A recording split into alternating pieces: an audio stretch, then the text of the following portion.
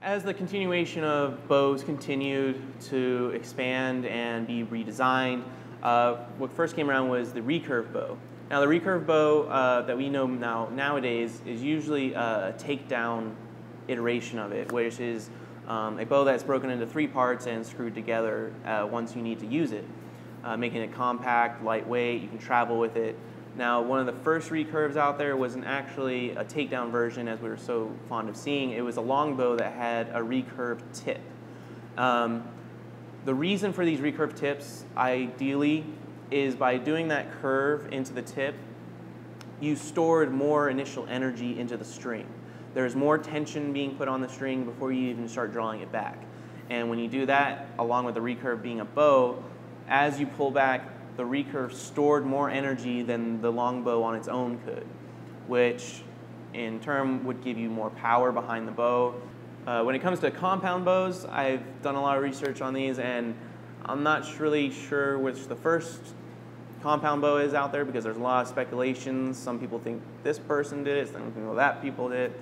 But essentially what the compound bow, the way it works is the pulley system allows you to draw the string out, and when it gets to a certain place, it does what's called a let-off. And that let-off, essentially the pulleys take all the force and energy being stored, they store them into those pulleys, so that way you don't have to have the energy pulling against your arm that's holding onto the arrow. This allows you to take more time to better focus on your aim. So another reason the compound bow has such an advantage over many more traditional bows is the gears on it that allow the let-off. Now, when these let-off pulleys go into action, what it does is it then stores the energy from the bowstring into the pulley system until you're ready to release the string.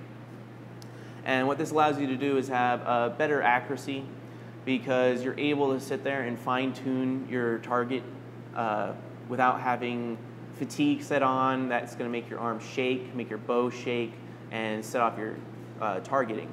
So it's not going to target automatically like a computer, but it's going to allow you to have saved energy to target better and more accurately without having to worry about shake and fatigue.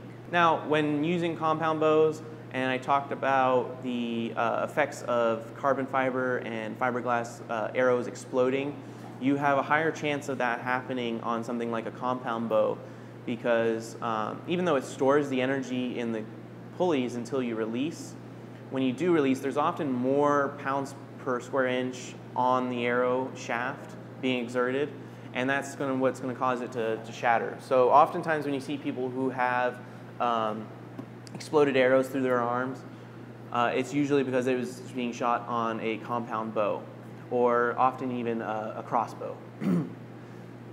I really recommend when using compound bows or any kind of bow to try to stay away from fiberglass and carbon fiber. I know they're cheap and they're inexpensive and they're really easy to use, but the downside of having to worry about that thing exploding and taking out your arm so you can't even use or potentially not even make it back to your car from a hunting site, that's always kind of put me off wanting to use those. The next and final design that we're going to cover for this series is crossbows. Now, the first kind of crossbows that kind of appeared in the world of history were made by the Greek, and it was mostly for warfare.